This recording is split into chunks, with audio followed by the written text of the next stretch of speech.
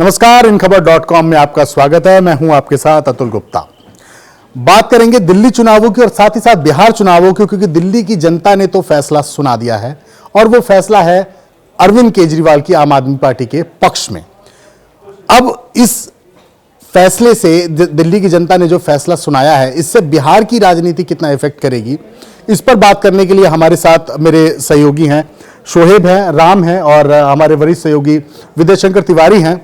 तो सबसे पहले मैं चलूंगा विद्या सर आपके पास ही। ये बताइए कि दिल्ली की जनता ने जो फैसला दिया, इसका आपको कितना लगता है बिहार की राजनीति पर असर पड़ेगा या नहीं पड़ेगा आने वाले चुनाव में? देखिए, निश्चित रूप से जब कोई राजनीति में हार या जीत होती है तो उसका असर दूसरी जगहों पे भी पड़ता है। दिल्ली का कैरेक्टर ये है कि कॉस्मोपॉलिटन सिटी है, मिनी इंडिया है। लिहाजा यहाँ पे धर्म और जाति का उतना जोर नहीं चलता है। माना यह जाता है कि पढ़े लिखे लोग हैं, बट चूंकि राजनीति संदेशों से चलती है और दिल्ली में आपकी इतनी बड़ी हार हुई, महाराष्ट्र में जीत करके भी आप सत्ता आपके हाथ से निकल गई, हरियाणा में जोड़ तोड़ से सरकार बनी, झारखंड में आपके हाथ से सत्ता निकली और अब दिल्ली भी जाती रही। तो केंद्र के चुनाव के बाद ये 4 राज्यों का जो डेवलपमेंट हुआ है, निश्चित तौर पे बिहार में इसका असर पड़ने जा रहा है। होता क्या है कि जब आप हारते हैं तो घर के अंदर और घर के बाहर दोनों जगह आप कमजोर होते हैं, आपका सेल्फ कॉन्फिडेंस भी कहीं ना कहीं वीक होता है। तो इसमें जिस तरीके से इन चारों राज्यों में इनके पास एक ही मूल मंत्र था, मोदी का चेहरा और केंद्र के काम, और चारों राज्यों की जनता ने एक तरह से नकारा। महाराष्ट्र को थोड़ी देर के लिए अलग रखा जी। तो बिहार में जहां तक बात है, तो वहां पे दिल्ली की राजनीति से वो अलग इसलिए कि वहां पे धर्म, जात और क्षेत्र, तीनों फैक्टर वहां पे काम कर रहे होते हैं। यानी बिहार में ही अलग अलग क्षेत्र भी जी जी जी। इस बीच में एक बड़ा डेवलपमेंट ये हुआ है कि जो SC ST के लिए प्रमोशन में आरक्षण है, उसको सुप्रीम कोर्ट ने बोल दिया है कि मौलिक अधिकार आपका नहीं है। जैसे ही ये डिसीजन आया उत्तराखंड हाई कोर्ट के फैसले के खिलाफ, वैसे ही सबसे पहले NDA के दलों से, विपक्ष से नहीं, NDA के अंदर से स्वर उभरे, चिराग पासवान के, KC त्यागी के उभरे, और उधर से तेजस्वी यादव ने वार करना शुरू किया इन तीनों नेताओं का नाम लेकर के। नीतीश कुमार जी आप बोलिए, अनुप्रिया पटेल है उनका नाम लेकर के उन्होंने कहा कि आप बोलिए, तो उन्होंने घेरना शुरू कर दिया है। और आपको याद होगा कि 2015 के चुनाव में DNA फैक्टर ने कितना काम किया था, और RSS के प्रमुख मोहन भागवत ने उसी समय आरक्षण पे बहस की बात बोल दी थी। बिल्कुल, उस दोनों फैक्टर ने माना गया कि बिहार के चुनाव राजनीति में आपको हार मिली थी, तब नीतीश कुमार उस पाले में थे जी। तय मानिए इस हार के बाद ये लोग बिहार के लिए मंथन शुरू कर देंगे। अमित शाह पहले बोल चुके हैं कि नीतीश कुमार के नेतृत्व में हम चुनाव लड़ेंगे। इसके बावजूद वहां पे भी कोई बड़ा सेटबैक लगे तो आश्चर्य नहीं होगा। ये बताइए कि अगर जैसे अभी तक बीजेपी का जितने भी गठबंधन सहयोगी दल है, उसमें ये देखने को मिलता है कि जो बीजेपी है वो बड़े भाई की रोल में होती है, डोमिनेटिंग पोजीशन हमेशा बीजेपी के पास रहती है। ऐसे में जब आप 4 राज्य हार चुके हैं और आप दिल्ली भी हार चुके हैं, तो क्या संतुलन बनने वाला है नीतीश कुमार के साथ? क्या वो गठबंधन की क्या बनेगी, भूमिका क्या रहेगी? बात तो इनका कैबिनेट का विस्तार बहुत दिनों से रुका हुआ है जी। अब ये सहयोगी दलों को साधने की कोशिश करेंगे। डिमांड उठ रही है चिराग पासवान की तरफ से कोऑर्डिनेशन कमेटी बनाने की, जो NDA में जो इस समय काम नहीं कर रही है। तो मुझे लग रहा है कि बिहार की राजनीति को साधने के लिए मंत्रिमंडल में फेरबदल होगा, उसमें JDU को साथ लाया जाएगा। एक बात, कोऑर्डिनेशन कमेटी भी बनाएंगे, प्लस उनकी शर्तों को भी मानेंगे। आप याद कीजिए, जब इनको महाराष्ट्र में शिवसेना को साधना था तो लोकसभा चुनाव की सीटों में भी एडजस्टमेंट किया। बिल्कुल, ठीक है। बाद के दिनों में विधानसभा में शिवसेना के बड़ा भाई वाला दर्जा भी चला गया था। ठीक है। अब वो वाला जो हेकड़ी थी, वो हेकड़ी अब नहीं चलेगी, क्योंकि आपको अब सहयोगियों की जरूरत है। लास्ट में आपको दिल्ली चुनाव में अकाली दल को भी मनाने की जरूरत पड़ गई थी कि CAA पे वो विरोध कर रहा था। तो इनको सहयोगी दलों से मिलकर चलना पड़ेगा, अंदर व बाहर दोनों तरफ से। ये जो जोड़ी है, जोड़ी के खिलाफ भी बेशक खुल के अभी मैदान में कोई नहीं आएगा, बट अंदर खाने राजनीति होगी। राम, आपके पास चलेंगे। जिस तरीके से JDU जो है अभी बिहार में गवर्निंग पोजीशन में है, और RJD जो है वो कहीं ना कहीं इस टाइम कह सकते हैं कि अपनी कुल मिलाकर के अपने अस्तित्व को लेकर के जो है वो संकट में है। लालू यादव जेल में है। कितना आपको फैक्टर नजर आता है कि RJD का अपकमिंग चुनाव में, दिल्ली के चुनाव को अगर आप देखते हुए बात करें तो? देखिए, पहले तो मैं ये बताना चाहूँगा, जैसा तिवारी जी ने बोला कि दिल्ली के चुनाव का असर वहाँ पर इसलिए नहीं चलेगा क्योंकि वहाँ पर धर्म, जाति और क्षेत्रवाद इसकी राजनीति होती है। दूसरा, आपको याद होगा कि लास्ट जब बिहार का चुनाव हुआ था तो तो वहाँ की जो पब्लिक ने मैंडेट दिया था नीतीश कुमार को, वो इसके साथ ही आरजेडी के साथ मिलकर ही दिया था, आरजेडी प्लस कांग्रेस के साथ। तो इसका कहने का मतलब ये हुआ कि उन्होंने बीजेपी के खिलाफ मैंडेट दिया था, लेकिन नीतीश कुमार ने बीच में ही जो अपना पाला बदला और उन्होंने बीजेपी के साथ मिलकर वहाँ पर सरकार बनाई। तो एक तो इस बात से भी वहाँ की जनता खफा है जी जी। और दूसरा अभी जो आपका ये सीएए चल रहा है, तो आपने देखा होगा वहाँ पर भी बहुत सी ऐसी आबादी है जो इसका प्रोटेस्ट कर रही है। तो इसका सीधा सीधा नुकसान वहाँ पर बीजेपी और नीतीश कुमार को होने वाला है। शोएब से जानना चाहूंगा, शोएब, प्रशांत किशोर एक स्ट्रेटेजिस्ट माने जाते हैं, जिनके साथ जुड़ गए, कहते हैं कि भाई प्रशांत किशोर जिनके साथ है वो चुनाव जीतेगा। दिल्ली में भी आज ही, क्योंकि प्रशांत किशोर अरविंद केजरीवाल की आम आदमी पार्टी के साथ भी थे, इवन वो तो अब क्योंकि जेडीयू से प्रशांत किशोर निकल चुके हैं, क्या लगता है कितना असर जेडीयू की स्ट्रेटेजी से लेकर के, सीट शेयरिंग से लेकर के कितना फर्क पड़ेगा? प्रशांत किशोर फैक्टर कहां तक कामयाब रहेगा और कितना उसका नुकसान झेलना पड़ेगा जेडीयू को? देखिए सर, राम सर से शुरू करता हूँ। जब सरकार बनी थी तो जनादेश, पहला जो सबसे बड़ी पार्टी थी वो राजद थी, दूसरे नंबर पे जेडीयू थी। इन दोनों ने गठबंधन से चुनाव लड़ा, सरकार बन गई। उसके बाद पलटू राम कहा ही जाता नीतीश कुमार को, खुद बीजेपी डरी हुई है अभी, तभी तो बड़ा भाई कह रही है कि बड़ा भाई है, कभी पलटी ना मार दे, पार्टी ना बदल ले। अब यही जो आपकी बात है कि प्रशांत किशोर जेडीयू कैसे पहुंचे, बीजेपी के थ्रू।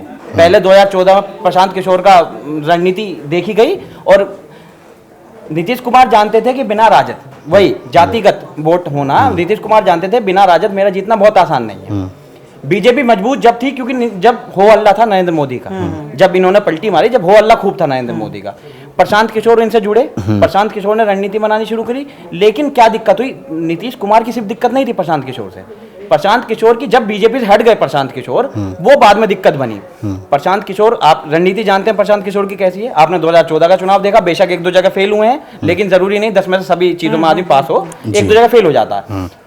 बिहार, अब दिल्ली में आपने देखा क्या कामयाबी उसमें ही, ममता बनर्जी का 2019 लोकसभा में खूब नाम खराब हुआ, लेकिन प्रशांत किशोर ने उनके लिए कैंपेन और कैंपेनिंग में लगे और देखिए उनका नाम सही हो गया। तो कहीं ना कहीं प्रशांत किशोर एक बहुत अहम भूमिका में थे नीतीश कुमार के साथ, उनका एक बहुत बड़े पद पे थे। कहीं ना कहीं नीतीश कुमार एक पिलर थे, पार्टी वाइस प्रेसिडेंट वो की पोजीशन पे थे, हाँ, अध्यक्ष थे। प्रशांत किशोर कहीं ना कहीं एक नीतीश कुमार के पिलर थे। पहले राम सर की दूसरी बात कि राम सर ने बताया कि हाँ जनादेश सच में बीजेपी के खिलाफ था। अब ऐसे में कांग्रेस, राजद, देखिए राजद पहले भी बड़ी सीट जीत के ले गई है, राजद इस बार भी अच्छा करती है, कोई बड़ा मुझे वो नहीं होगा। कांग्रेस बेकार कर सकती है, कांग्रेस बेशक बेकार कर सकती है, क्योंकि कांग्रेस का दम हौसला टूटा हुआ है, अभी पार्टी जोश में नहीं है, कहीं ना कहीं कार्यकर्ताओं में वो जोश नहीं है। हाँ, हो सकता है कांग्रेस बेकार करे, लेकिन राजद का बेकार नहीं करना। और अगर होता है जातिगत वोट, प्रशांत किशोर से कहां मार खाएंगे? प्रशांत किशोर बिहार में यही बताते कि कैसे जातियों को मारना है एक दूसरे। चलिए, जाति तो अलग बात है। मैं अगर बात करूं तिवारी जी, कौन से मुद्दे आपको लगता है जो बीजेपी बिहार चुनाव में उठाएगी? क्योंकि जिस तरीके के मुद्दे हिंदू मुसलमान, हिंदू पाकिस्तान और शाहीन बाग, ये सब मुद्दे उठाकर वो दिल्ली में देख चुकी है, और जाहिर है वो बिहार में कितने, एक मिनट, मेरा सवाल एक ये है कि वो ये सारे जो बीजेपी के, जो ये ऐसा नहीं कि परंपरागत कह सकते हैं कि ये मुद्दे होते हैं, कहीं पर भी हिंदू मुसलमान करना हो तो बीजेपी नंबर 1 होती है कहीं ना कहीं। पहले भी हिंदू तो वहां पर इस बार भी होगा, एक मिनट, वहां पर हिंदू मुसलमान और ये जो फैक्टर है वो कितना काम करेगा? और दूसरी बात, बीजेपी किन मुद्दों को आपको लगता है कि उठाएगी बिहार चुनाव में? देखिए, जहाँ तक हिंदू मुसलमान की बात है तो मैं पहले भी बोला कि दिल्ली से बिहार एकदम अलग है।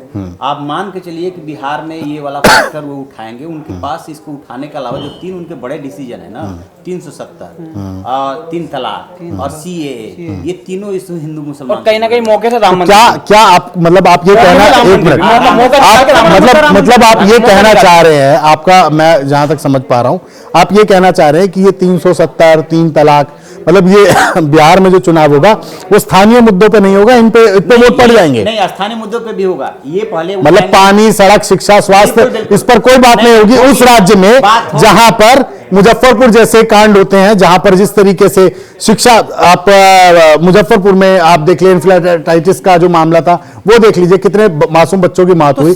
इसके अलावा मुद्दे पर जब तो वो इन चीजों को उठाएगी अतुल कि इन मुद्दों को भी उठाएंगे। जी, एक बात, दूसरी बात, 4 राज्यों से इन्होंने यदि जरा भी सबक लिया होगा तो ये स्थानीय मुद्दों को तरजीह देने के लिए मजबूर हो जाएंगे जी। नीतीश कुमार ने जो अब की बार शासन चलाया है जी। उसमें उनके ऊपर भी उंगली उठ रही है, लॉ एंड ऑर्डर पे, बिल्कुल। मुजफ्फरपुर जैसे कांड पे, जी, जी। आप जिस बीमारी का भी चमकी बुखार, बिल्कुल, चमकी पे, बुखार। ये मुद्दे उठेंगे जी। और नीतीश कुमार को सफाई देना मुश्किल हो जाएगा। जो सुशासन बाबू कहे जाते थे जी, जी। अब वो वाला इमेज नहीं रह गया उनका।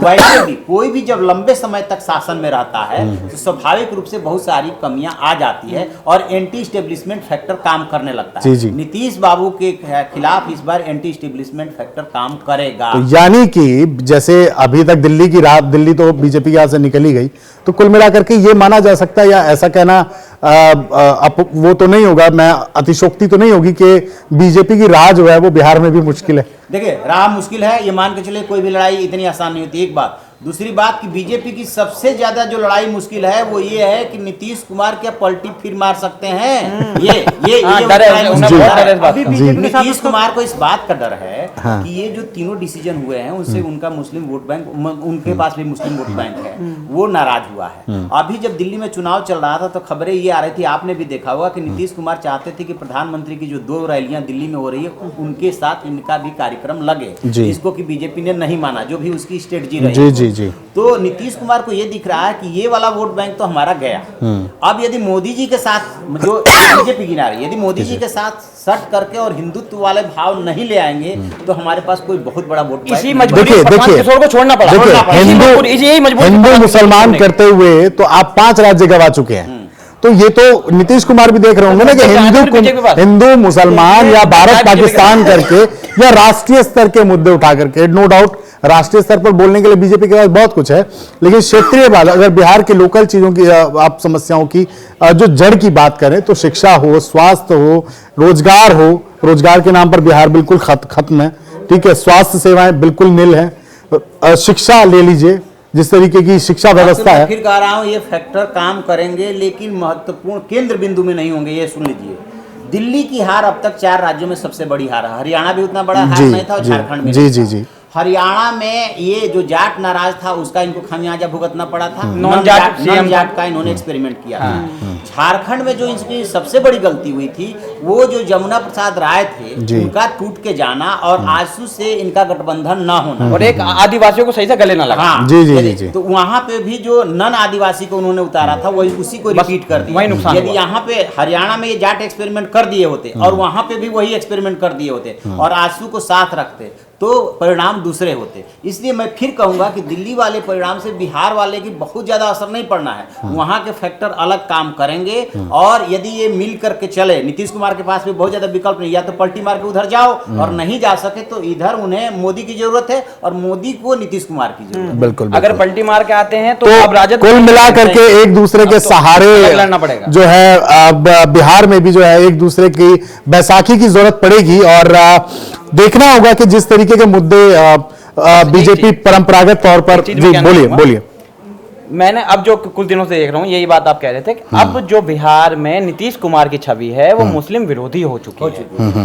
वो बहुत बड़ा फैक्टर है, राजद को फायदा देने वाला, कांग्रेस को फायदा देने वाला, है ना।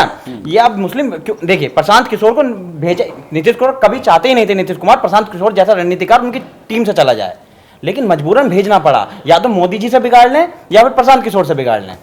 तो चलिए देखिए, जो भी मुद्दे रहे हों, फिलहाल 5 राज्यों के चुनाव आपके सामने है। आज हाल फिलहाल दिल्ली का परिणाम आपके सामने है। जिस तरीके से दिल्ली की जनता ने सिरे से बीजेपी को नकार दिया है और अब जो है बीजेपी की नजर जाहिर तौर पर बिहार की तरफ होगी, जहां पर अब विधानसभा चुनाव होना है।